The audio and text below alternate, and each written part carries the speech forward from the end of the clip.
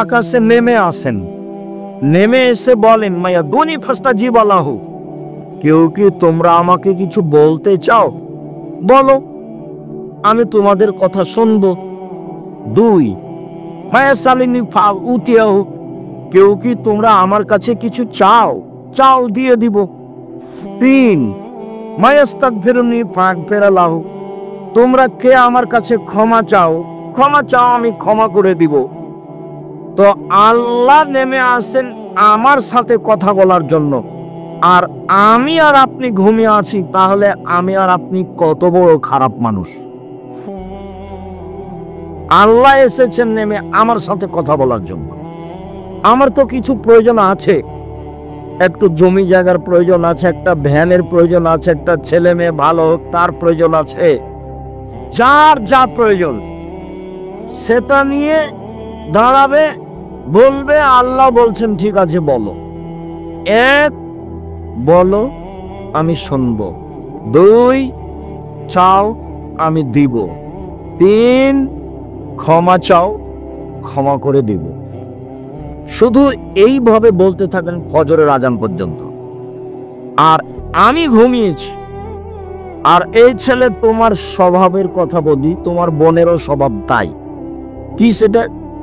বড় মোবাইল ব্যবহার করো, সব সময় ল্যাংটা মেয়ে নাচে, রাত 2টা-3টায় ঘুমাও। বলো তো তুমি কিভাবে উঠবা? তুমি রাত 3টায় কিভাবে উঠবা? তুমি তো রাত 2টায় ঘুমাও। তোমাদের বাড়ির স্বভাব কেমন হয়েছে জানো? তোমাদের বাড়িতে জেনার বন্যা সয়লাভ। কিভাবে? তুমি মনে করছো যে আমি একাই ল্যাংটা মেয়ে দেখছি? না, তোমার বোনও ওই ঘরে দেখে, তোমার মা ওই ঘরে দেখে, তোমার বাপ ওই ঘরে দেখে। গোটা বাড়ি এখন শয়তান চালায়। কে চালায়? শয়তান চালায়। দেখো সবার কাছে বড় মোবাইল আছে। জামিয়া সালাফিয়ায় প্রতি মাসে বেতন লাগে 40 লক্ষ প্রতি মাসে। প্রত্যেক দিন বিকালে 40 থেকে 50 থেকে 60 থেকে 1 লক্ষ টাকা বিল লাগে। জমি কিনা তো আছেই, তারপরও আমার হাতে একটা ছোট মোবাইল থাকে। জামিয়া সালাফিয়া কিভাবে চলে তা শিক্ষক জানে না, জামিয়া সালাফিয়া কিভাবে চলে তা ছাত্র জানে না, জামিয়া সালাফিয়া কিভাবে চলে তা নেবরাসের সদস্য কমিটির কেউ জানে না। যদিও আমিও ভালোভাবে জানি না কিভাবে চলে, তবে আমি দেখি যে চলে। আমার মনে বড় শাহ, এই দেশের মাটিতে আমি উন্নত মানের প্রতিষ্ঠান গড়বই গড়ব ইনশাআল্লাহ, যেখানে ছেলে মেয়ে বাংলা, ইংরেজি, আরবি উন্নত মানের শিক্ষা অর্জন করে জাতির অন্যায়ের বিরুদ্ধে লড়বে মুখে কলমে মিডিয়ায়। এই যে মুখে আছি, কলম আমার সাথে আছে, মিডিয়াও সাথে আছে। জাতিকে ফাঁকি দিনি। জাতির যদি রাস্তাঘাট করে দিতে না পারি, জাতির যদি স্কুল কলেজ করে দিতে না পারি, জাতিকে চূড়ান্ত সঠিক ধর্ম দিতে পারবো ইনশাআল্লাহ। ধর্মের ব্যাপারে ফাঁকি দিয়ে আমি পরকাল হারাতে রাজি নই। এ কথাই ঠিক যে আমি বলি না আমারটা চূড়ান্ত ঠিক। এদেশের শতকরা 95 জন বক্তা মিথ্যুক। আমি বলিনি ইনি মিথ্যুক, আপনি তদন্ত করেন। এদেশের শতকরা 98 জন মুফাসসির মিথ্যুক। আমি বলিনি ইনি মিথ্যুক, আপনি তদন্ত করেন। এদেশের মাটিতে প্রায় 3 লক্ষ জাল জয়ীফ হাদিস আছে। আমার বাসায় আছে প্রায় 10,000 মানুষের বানানো হাদিস। ধর্মের নামে চলে, ধর্মের নামে চলে। অনেক দিন আগে ঘুঘুরাতলিতে এসেছিলাম কথা বলার জন্য। সেদিন প্রায় সব কথাগুলি সে লোকগুলোর সামনে নতুন ছিল, যদিও আমার কাছে কিছু করার নেই। কেন? আমি খুব ভালোভাবেই জানি হক বলা যেমন কঠিন, হক মানাও তেমন কঠিন। হক বলা যেমন কঠিন, হক মানা তেমন কঠিন। আব্দুর রাজ্জাক সাহেব, হক বলা কঠিন কেন? এই ছেলে, তোমরা যারা বড় ছেলে যে গল্প করছে তাকে হাতে ইশারা করবে না? এই এখানে কি করছো তুমি?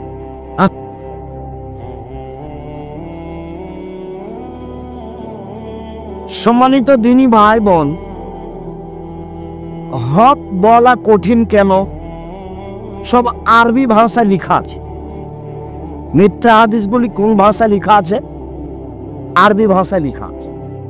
সেগুলো তদন্ত করে বলা কঠিন, এই জন্য হক বলা কঠিন। হক মানা কঠিন কেন? চলন্ত ধর্মের সাথে হকের মিল নেই। চলন্ত ধর্মের সাথে চূড়ান্ত ধর্মের মিল নেই। তো যখনই হক বলা হবে তখন মানুষ সহজে মানবে না, বলবে এটা আবার কেমন কথা, 14 গোষ্ঠী থেকে করে আসছি আর আজকে বলছে চলবে না। তো হলো, এই জন্য চলে না, কঠিন। লাশটাকে সামনে রেখে সবাই বক্তব্য দিচ্ছে, এমপি, মন্ত্রী, চেয়ারম্যান, মেম্বার সবাই বক্তব্য দিচ্ছে। আমি বলেছি শুধু ঋণের কথা বলা যাবে, আর কিছু চলবে না। এটা হলো চূড়ান্ত হক। আর সবাই কথা বলবে এটা চূড়ান্ত মিথ্যে। যান যায় যায়, মরে মরে, তার পাশে বলতে হবে লা ইলাহা ইল্লাল্লাহ, বাস। কেন? কারো যদি শেষ কথাটা লা ইলাহা ইল্লাল্লাহ হয় তাহলে জান্নাতে চলে গেছে, তো বিশাল ব্যাপার। তো পাশে সবাই কোরআন মাজিদ পড়ছে, আবার সূরা ইয়াসিন পড়ছে, এটা তো মিথ্যা। কে ঠেকাবে? লোকটা মরার সাথে সাথে ওকে কেবলামুখী করছে। কেন করছে? মরার সাথে সাথে কাপড় দিয়ে ঢেকে দিতে হবে, সাদা কাপড় দিয়ে। তো কেবলামুখী করলো, কাপড় দিয়ে ঢেকে দিতে হবে, সত্য। কেবলামুখী করতে হবে, মিথ্যে। অজু দিয়ে গোসল দিতে হবে, সত্য। গোসলের পূর্বে পেট চেপে পেশাব পায়খানা বের করতে হবে, মিথ্যে, বিদআত, হারাম, কাবিরা গুনাহ। আবার নখ কাটতে হবে, আবার মোচ কাটতে হবে, আবার নিচের লুম পরিষ্কার করতে হবে। কত যে ফেতনা আছে। সালাম হলো আসসালামু আলাইকুম, পৃথক হওয়ার পূর্বে পাপ ক্ষমা হয়ে যাবে, এটা হলো চূড়ান্ত সত্য। তো এখন সালাম হওয়ার সময় দেখুন 4 হাত লাগলো, এটাও তো নয়। আবার বুকে লাগালো, এটাও তো হয় না। আবার মুখে লাগালো, এটাও তো হয় না। আবার বাঁকা হলো, এটাও তো হয় না। আবার এরকম করলো, এটাও তো হয় না। হাঁটুতে সালাম দিল, সেটাও তো হয় না। পায়ে সালাম দিল, সেটাও তো হয় না। এক সালামে যে কত বেদাত আছে। আল্লাহর নবী বলছেন, পৃথিবীর মানুষ শুনে রেখো, এখনো মিম্বাদি আইম্মা এদুনা বেগাইরে হাদিয়াতি, আমার আদর্শ বাদ দিয়ে অন্য আদর্শ ধরে বলবে এইটাই রাসূলের আদর্শ। আমার সুন্নাত ছেড়ে দিয়ে বলবে অন্য সুন্নাত ধরে নে, এটাই রাসূলের সুন্নাত। ওইসব মাওলানাদের দেখতে লাগবে মানুষ, ওদের অন্তর হলো শয়তানের অন্তর। হুজুরের অন্তরটা কেমন? শয়তানের। আমি এ কথা বলি, এ কথা কে বলছেন? মুহাম্মদ সাল্লাল্লাহু আলাইহি ওয়াসাল্লাম, হাদিস বুখারী মুসলিম। হুজুরকে দেখতে লাগে মানুষ, হুজুরের অন্তর হলো শয়তানের অন্তর। হুজুর একটু দমে না কেন? সবসময় খালি চাপে নমজের ভাষাতে হাইনঠামু করে কেন? হাইনঠামু করে কেন? ধর্ম কি হুজুরের পৈতৃক সম্পত্তি, বাবার সম্পত্তি?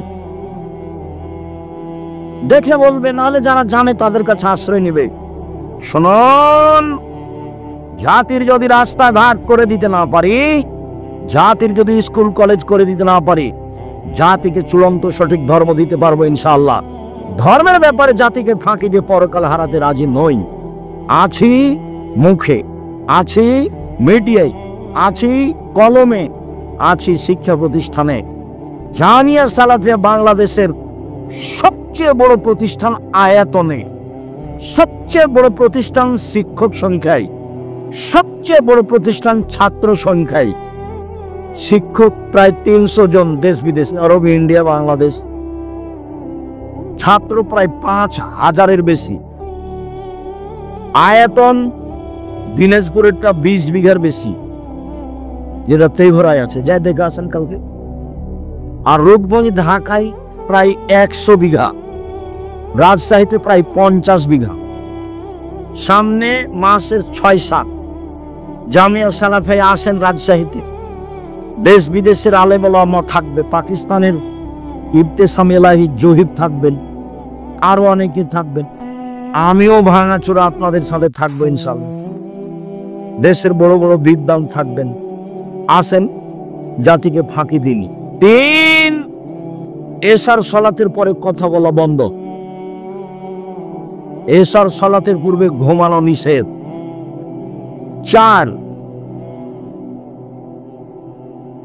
মান ওয়ালাদালাহু ওয়ালাদুন, কারো যদি ছেলে মেয়ে জন্ম নেয়, ফালি হিসেন ইসমাহু, সুন্দর একটা নাম রাখতে হবে, হয় গুণবাচক আর নয় নবীদের নাম, ইব্রাহিম, ঈসা, মুসা, জাকারিয়া, এগুলো।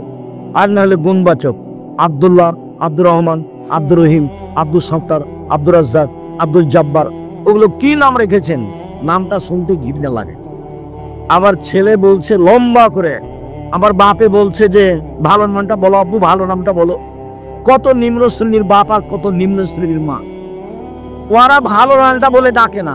এ বাপই নয়, ছাড়া তুমি ওকে চাচা বলে ডাকিও। যেই বাপ তোমাকে বলে ভালো নামটা বলো আব্বু, ভালো নামটা বলো, ও বাপ নয় তোমার, ও হলো তোমার চাচা। আমার ওকে বাপ বলতে কষ্ট হয়, জন্ম দিতে পারলে বাপ হওয়া যায় না। ক্ষমতার নাম বাপ, নীতির নাম বাপ, প্রসাদ পড়াতে পারলে মা হওয়া যায় না। নীতির নাম মা, বাচ্চাকে দুধ খাওয়াতে পারলে মা হওয়া যায় না। পাগলিও বাচ্চাকে দুধ খাওয়াতে পারে, পাগলিও বাচ্চাকে দুধ খাওয়াতে পারে। পাগলি জানে না বাচ্চার কোনটা ভালো নাম আর কোনটা মন্দ নাম। নাম আপনি দুটা রাখলেন কোন শরমে? রাখলেন কেন? কেন আপনি রাখলেন? বাস একটা সুন্দর নাম রাখবেন, ছোট করে। লম্বা 3 লাইন ধরে নাম রাখলেন। আপনার ছেলে কি কোনো বেদাতে হুজুর নাকি? বেদাতে হুজুরের 3 লাইন নাম থাকে, দেখেন না, লম্বা হয়ে থাকে। অমুক পীরে ওলি, পীরে কি গাউসে আজম বলতে বলতে কি যে বলছে। জি কামেলে পীর। আমি 90 সাল থেকে মাঠে আছি। এই যাবত আমি আমার কোনোদিন পরিচয় দিইনি। মানুষ যখন আমাকে চাপ দিয়ে বলেছে যে পরিচয় বলেন, তখন আমি বলেছি আমার নাম আব্দুর রাজ্জাক আর আমার বাপের নাম ইউসুফ। বাপ বেটা মিলে আব্দুর রাজ্জাক বিন ইউসুফ। এর চেয়ে আমি কোনোদিন বেশি বলিনি। প্রমাণ করেন দেখি। সম্মানিত দিনী ভাই বোন, সুন্দর নাম রাখতে হবে, বাপের জিম্মেদারি। ভালো মানুষ, পরহেজগার মানুষকে দিয়ে তাহানিক করে নিয়ে আসতে হবে। তাহানিক কি?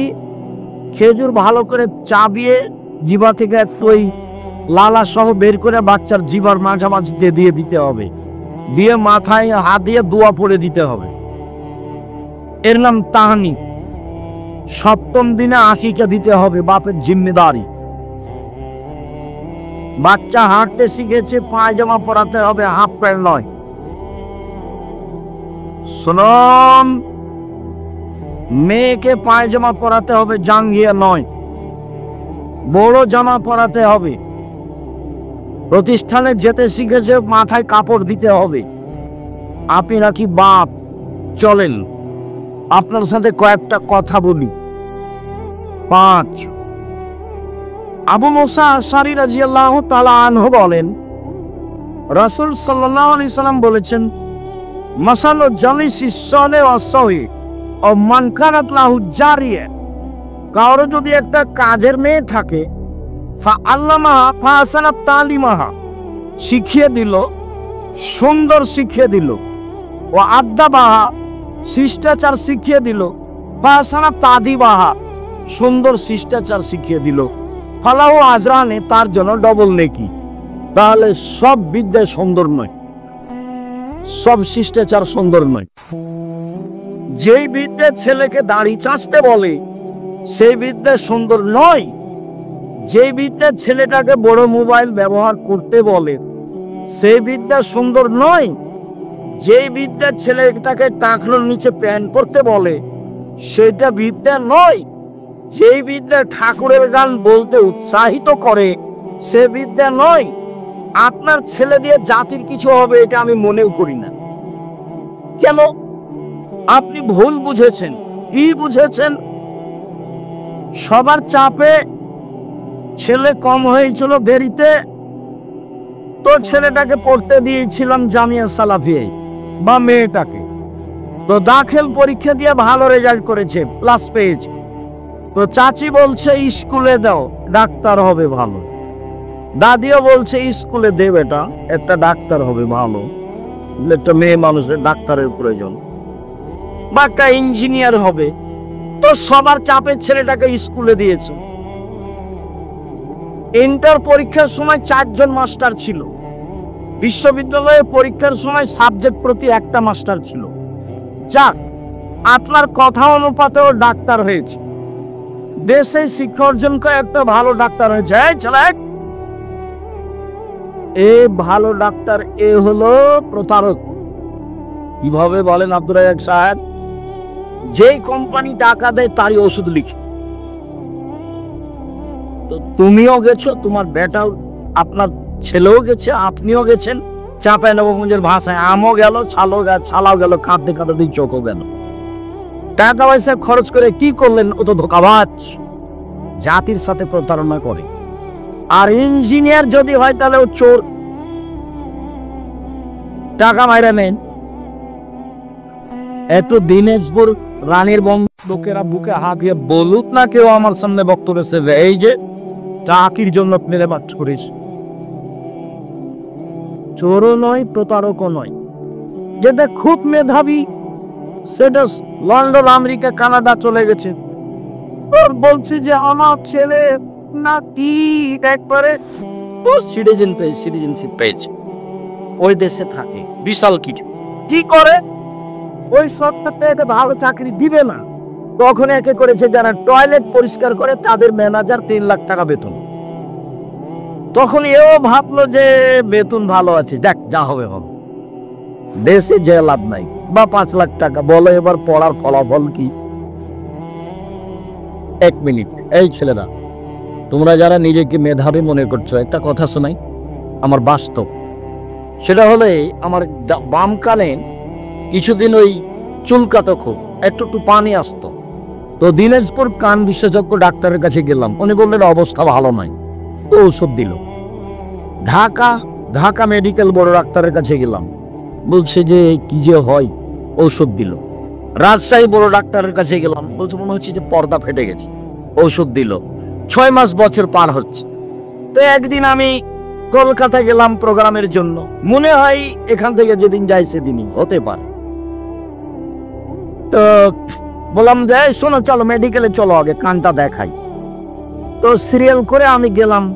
ডাক্তার একটু এভাবে দেখেই সরে বসছে। তো আমি বলছি, হাজরাত যারা মেহরবানি করকে দোবারা দেখতে, মানে ও যেভাবে দেখেছে তাতে আমাকে ভালো লাগেনি। তা আমি অনুরোধ করে বলছি আর একবার দেখতেন। তো হেসে উঠে বলছে, 2 दवा लिख दिया, कभी नहीं होगा, अगर हो ही जाए तो दूसरे को इस्तेमाल करना, पहले को नहीं। বাস ভালো হয়ে যাবে, আর কোনোদিন হবে না। যদি হয় তাহলে দ্বিতীয় ওষুধটা ব্যবহার করি, প্রথমটা নয়। 3 দিন পার হয়নি, ভালো হয়ে গেছে, আলহামদুলিল্লাহ। আমি কি বলি তোমাকে, আমার বাস্তব অভিজ্ঞতা বললাম। তোমার বাপ মা ভুল বুঝেছে, তুমি কিছু করতে পারবা না, জাতি ব্যবসা করে খাও। আমি চকলেটের ব্যবসা করতে বলিনি। দেখো, আমি চকলেটের ব্যবসা মানে আমি বলেছি কম পয়সা দিয়ে ব্যবসা করো, লোন নেওয়া লাগবে না, শ্বশুরের কাছে টাকা নেওয়া লাগবে না। এটা সত্য, আমি তোমাকে মজাক করে বলিনি। এটা দিনাজপুর মানে বোনকে জমি দেয় না, শয়তানি করে দিন কাটাই।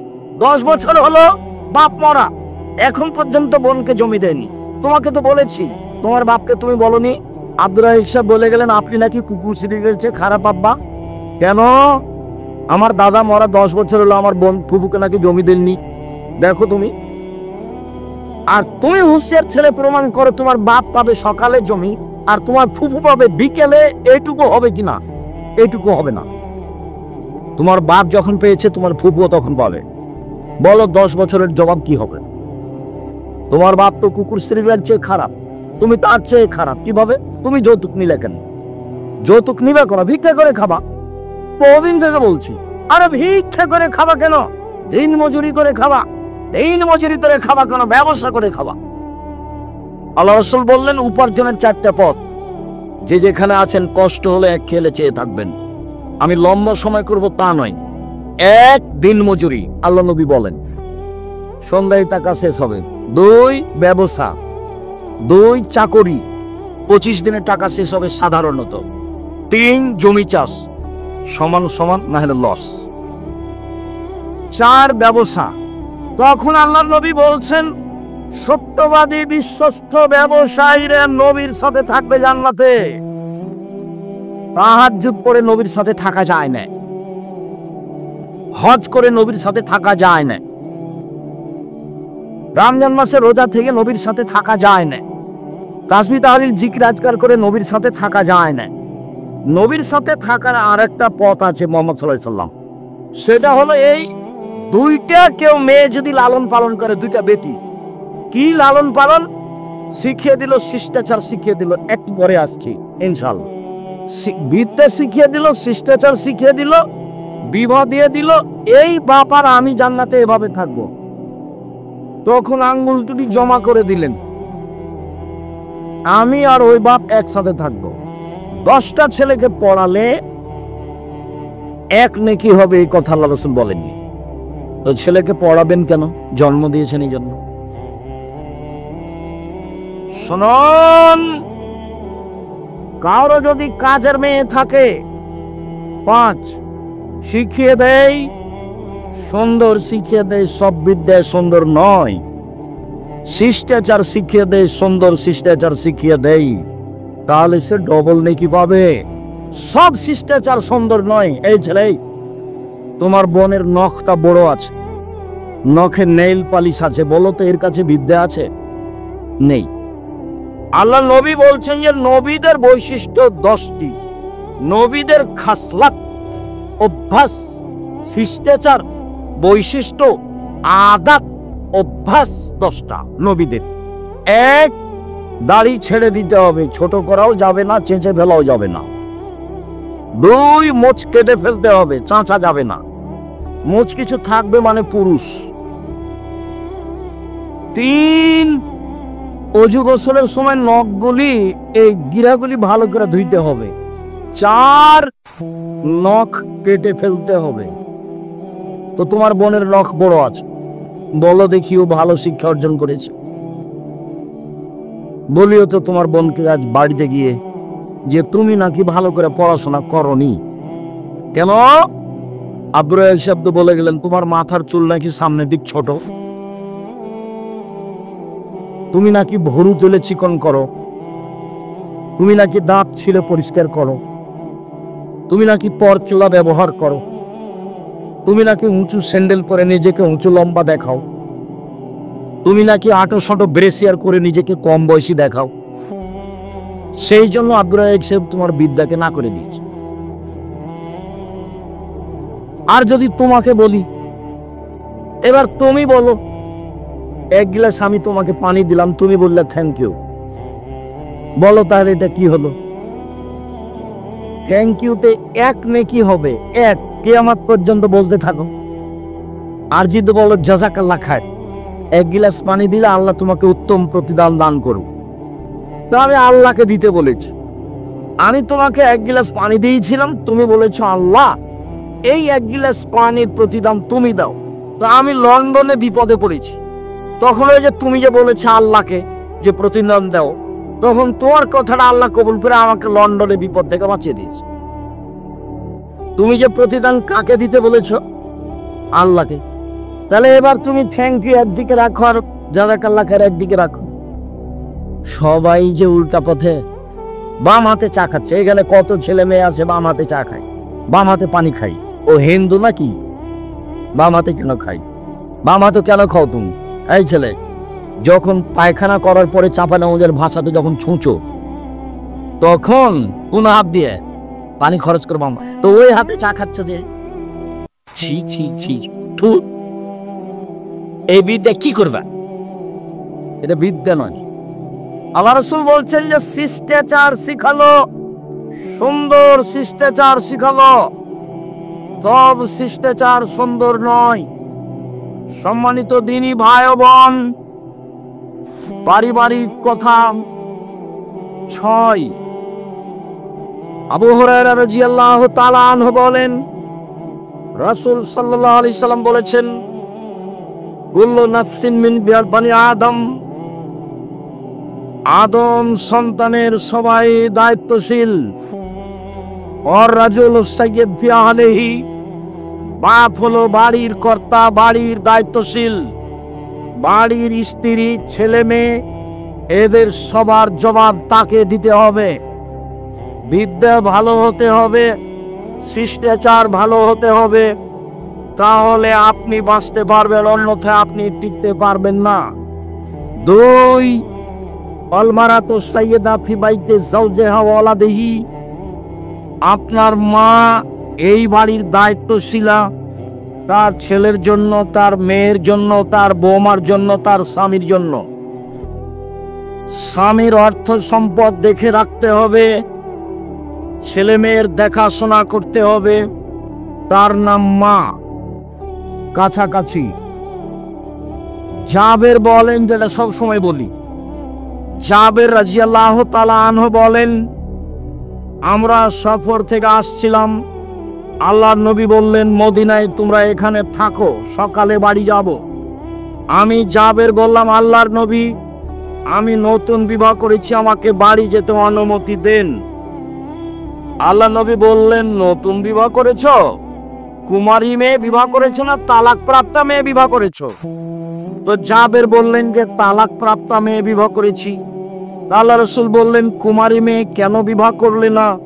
তুমি তার সাথে খেলতে, ও তোমার সাথে খেলতো। আল্লাহ রাসূল এই কথা বলছেন, এখন বলছেন শুনলাম, তার 13 জন স্ত্রীর 12 জনই 2-3বার বিবাহ হয়েছে। তার মধ্যে যেটা সবচেয়ে দামি স্ত্রী তার মুহাম্মদ সাল্লাল্লাহু আলাইহি সাল্লাম হলেন তার 3 নম্বর স্বামী। বলেন তো তিনি কে?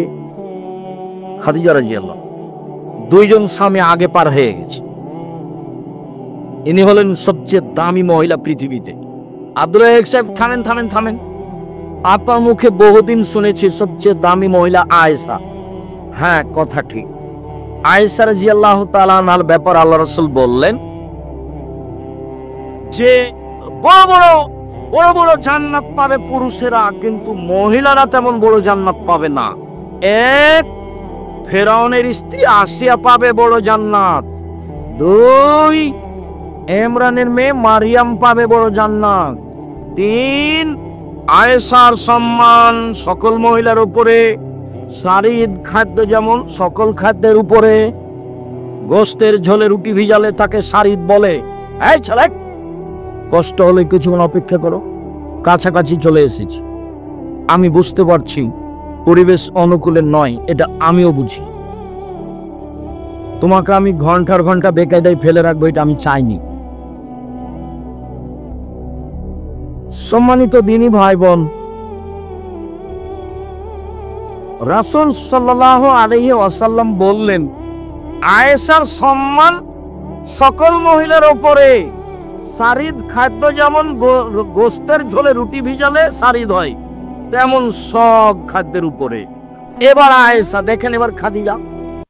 জিবরাইল আলাইহিস সালাম বলছেন মুহাম্মদ সাল্লাল্লাহু আলাইহি ওয়াসাল্লাম, ওই যে খাদিজা, ওই যে খাদিজা আসছে। ওর হাতে একটা পাত্র আছে, তাতে আছে তরকারি, তাতে আছে খাদ্য, তাতে আছে তরকারি, তাতে আছে খাদ্য। খাদিজা যখন আপনার কাছে আসবে তখন 3টা কথা বলবেন। 1, ফাকরা আলাইহা সালাম মিন রাব্বিহা, তাকে বলেন, খাদিজা আল্লাহ তোমাকে সালাম দিয়েছে, নেন এবার। 2, খাদিজা জিবরাইল তোমাকে সালাম দিয়েছে, নেন এবার। 3, খাদিজা তোমার জন্য জান্নাতে একটা হীরা মুক্তা মাণিক্য দিয়ে ঘর বানানো হয়েছে, যেখানে কোনো হইচই নেই, যেখানে কোনো কষ্ট ক্লেশ নেই, হীরা মুক্তা মাণিক্য দিয়ে।